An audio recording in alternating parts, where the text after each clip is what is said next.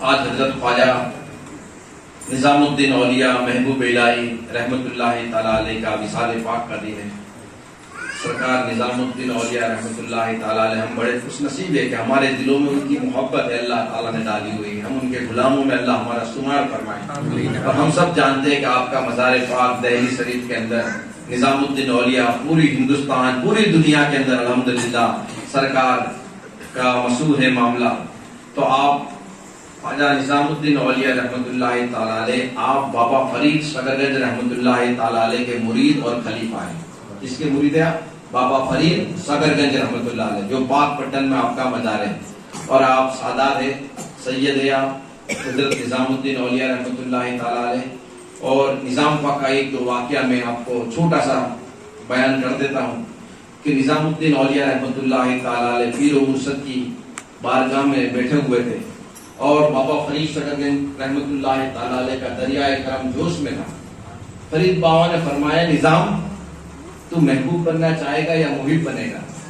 کیا بننا چاہتا ہے؟ حضرت نظام الدین اولیاء رحمت اللہ تعالیٰ علیہ فرمایا، حضور میں اپنی والدہ کو پوچھ کر آؤں۔ کہا جا تو پوچھ کر آ۔ جب نظام الدین اولیاء رحمت اللہ تعالیٰ علیہ اپنی والدہ کو پوچھنے کے لیے چلے، چلتے چلتے واپس آ رہے تھے اپنے والدہ کے پاس، راستے میں ایک مجذوب بیٹھا ہوا تھا۔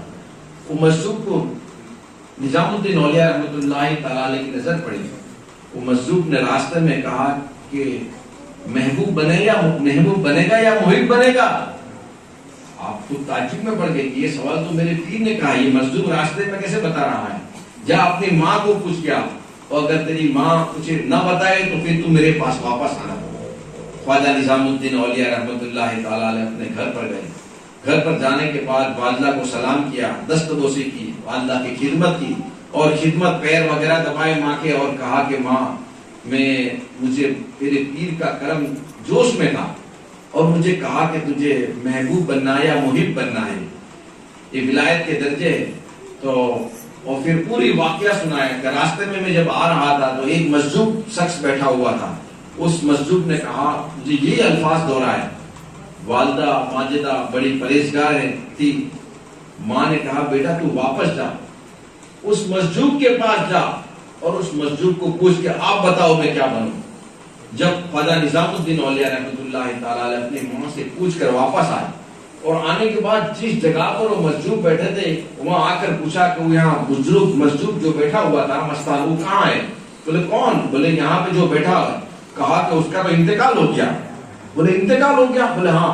تو بولے وہ کہاں پہ مدفن کیا؟ ارے بولے اسے وہ جو کچرے کا ڈھیر ہے وہاں پہ اس کی لاش کو رکھا ہوا ہے، وہاں جاؤ۔ حضرت خواجہ نظام الدین اولیاء رحمت اللہ علیہ اس مسجد کے پاس آ گئے، آ کے دست بستہ کھڑے ہو گئے، انہیں سلام پیش کی۔ بولے یہ کیا ہوا؟ آپ نے تو مجھے وعدہ کیا تھا کہ محبوب بنے گا یا محب، جا تیری ماں کو پوچھ کے رہا، اور اگر وہ جواب نہ دے تو پھر میرے پاس آنا، میں یہ جواب پوچھنے کے لیے آپ کے پاس آیا ہوں، میں کیا بنوں؟ وہ مسجد جس کا انتقال ہو چکا تھا وہ کھڑے ہوئے اور کہا کہ نظام الدین محبوب بننا، محب مت بننا، محب بنے گا تو ایسی حالت ہوگی، اور محبوب بنے گا تو تیری قبر پر تیری درگاہ پہ لوگوں کے میلے لگیں گے۔ اور پھر نظام الدین اولیاء رحمت اللہ محبوب الہی محبوب بنے فرید بابا کی دعاؤں سے، اور محبوب الہی کا آپ کو لقب ملا، اور الحمدللہ آج بھی ان کا فیضان جاری ہے۔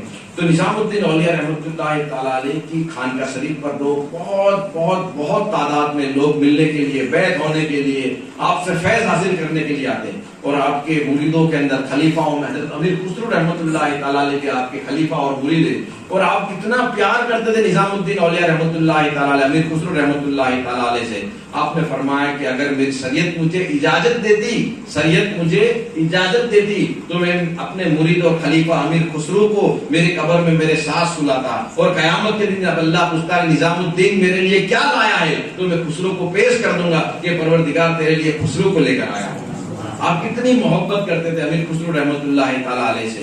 تو نظام الدین اولیاء رحمت اللہ تعالیٰ علیہ آپ کی خانقاہ شریف دہلی میں تھی، اور دکن سے 3 مستان قسم کے لوگ نظام الدین اولیاء رحمت اللہ تعالیٰ علیہ کو ملاقات کے لیے چلے۔ میں آپ کو توجہ چاہوں گا، سننا ہے کس طرح کرنا۔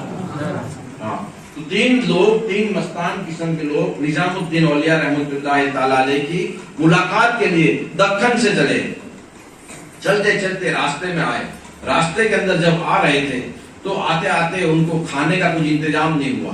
انتظام جب نہیں ہوا تو جان بچانے کے لیے جنگل کے اندر اپنے شریعت کے حکم کے تحت انسان کی جب جان جاتی ہو, کچھ کھانے کا نہ ملتا ہو, کچھ بھی نہ ہو, اور جان جانے کی تیاری ہو کہ اب مر جاؤں گا, میری جان نکل جائے گی, اس وقت شریعت نے مرے ہوئے جانور کا گوشت کھانے کی اجازت دی ہے.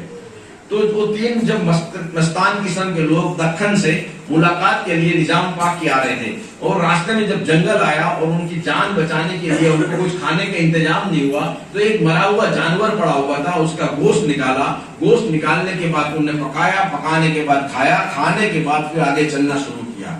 جب وہ لوگ چلتے چلتے چلتے سرکار نظام الدین اولیاء رحمۃ اللہ تعالی علیہ کی خانقاہ شریف پر آئے, اور آنے کے بعد کھانے کا وقت ہوا. جب کھانے کے لیے بیٹھے, کھانا پیش کیا گیا, آپ کا لنگر چلتا تھا, کئی لوگ, بہت لوگ آتے تھے سرکار کی خانقاہ شریف پر, تو انہیں بھی کھانا پیش کیا گیا. اور جو 3 آئے تھے مستان قسم کے لوگ, انہوں نے کہا کہ ہمیں اور اچھا کھانا دیا جائے. اب وہ جو خادم تھا نظام پاک کے خانقاہ شریف کا, وہ گیا اور نظام الدین اولیاء رحمۃ اللہ تعالی علیہ سے کہا کہ وہ لوگ اور اچھا کھانا مانگتے ہیں. میرے نظام پاک نے فرمایا کہ اور اچھا کھانا دیا جائے. ان کے بہت اور اچھا عمدہ کھانا لائے. اس کے بعد پھر انہوں نے کہا کہ ہمیں اور اچھا کھانا لاؤ ہمارے لیے. پھر وہ جو خادم تھا نظام پاک کے پاس گیا, کہا کہ یہ لوگ کہتے ہیں عمدہ کھانا دیا, اور اچھا کھانا مانگتے ہیں.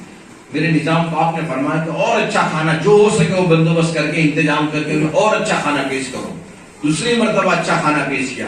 جب دوسری مرتبہ کیا تو پھر سے وہ 3 مستان قسم کے لوگ کہنے لگے اور عمدہ کھانا چاہیے ہمیں. تیسری مرتبہ وہ نظام پاک کے پاس ہو گیا اور کہنے لگا خادم کہ حضرت 2 مرتبہ ہم نے عمدہ کھانا پیش کیا, تیسری مرتبہ کہتا ہے اور عمدہ کھانا چاہیے. نظام پاک نے اپنے خادم کو بلایا اور کہا کہ اس کے کان میں جا کر کہہ دے کہ جب تو دکن سے چلا تھا اور راستے کے اندر جب تجھے کوئی کھانا نہیں ملا تھا اور تو نے اپنی جان بچانے کے لیے ایک مرے ہوئے جانور کا گوشت کھایا تھا, اس کھا کے اتنی جان بچائی تھی, وہ کھانے سے یہ کھانا کئی گنا بہتر ہے. وہ جو قریبی خادم گیا اور اس کے کان کے اندر کہا کہ تیری جان بچانے کے لیے جو تم نے راستے میں مرے ہوئے جانور کا گوشت کھایا, اس سے تو کئی گنا بہتر یہ کھانا. سرکار فرماتے ہیں جب وہ سنا تو رونے لگے, چلکنے لگے, بلکنے لگے, چیخے پاڑنے لگے, اور سرکار نظام الدین اولیاء رحمۃ اللہ تعالی علیہ کی قدموں میں آ کر تینوں لوٹنے لگے. میرے نظام الدین اولیاء رحمۃ اللہ تعالی علیہ ایک ایک مست قسم کے آسمی کو اٹھاتے, اپنے سینے سے لگاتے, ولایت کی منزلیں طے کراتے اور پھر اسے چھوڑتے. جب وہ اپنی ولایت کی منزلیں طے کر گئے تو وہ جھومنے لگے, وجدانیت حالت طاری ہو گئی, کیفیت طاری ہو گئی, اور کیفیت میں جھومتے تھے اور کہتے تھے واہ میرے پیر تو نے کیسا کرم کیا, واہ میرے پیر تو نے کیسا کرم کیا, واہ میرے پیر تو نے کیسا کرم کیا. قریبی خادم جو تھے وہ خادم نظام پاک کے پاس گئے, کہا کہ حضور کرم تو آپ نے کیا ہے اور نام اپنے پیر کا دے رہا ہے. نظام پاک نے فرمایا وہ صحیح کہتا ہے, میں نے اس کو نہیں دیکھا, اس کے پیر کو دیکھا ہے, اس کے پیر کے صدقے میں اس پر کرم کیا ہے. وہ صحیح کہہ رہا ہے, اس کو نہیں دیکھا بلکہ اس کے پیر کو دیکھا ہے, اس کے پیر کے صدقے میں اس کے اوپر کرم کیا ہے. تو الحمدللہ یہ وہ خانقاہ شریف ہے نظام الدین اولیاء رحمۃ اللہ علیہ ہو یا غوث پاک رحمۃ اللہ تعالی علیہ ہو, آج بھی ان کی بارگاہ سے کرم کا فیض جاری ہے. بس ہمیں چاہیے کہ سچی عقیدت و محبت رکھے اور انشاءاللہ ان سے محبت کرے. اور وہ جب اللہ کا ولی بنتا ہی تب ہے کہ جب وہ اللہ اور اس کے رسول کی سنتوں پر عمل کرتا ہے. فَاتَّبِعُونِي يُحْبِبْكُمُ اللَّهُ, اے نبی قُلْ إِن كُنتُمْ تُحِبُّونَ اللَّهَ فَاتَّبِعُونِي يُحْبِبْكُمُ اللَّهُ. اے نبی آپ فرما دیجئے کہ تم اللہ کے نزدیکی چاہتے ہو تو میرا اتباع کرو, یعنی میرے پیچھے پیچھے ادب سے چلو.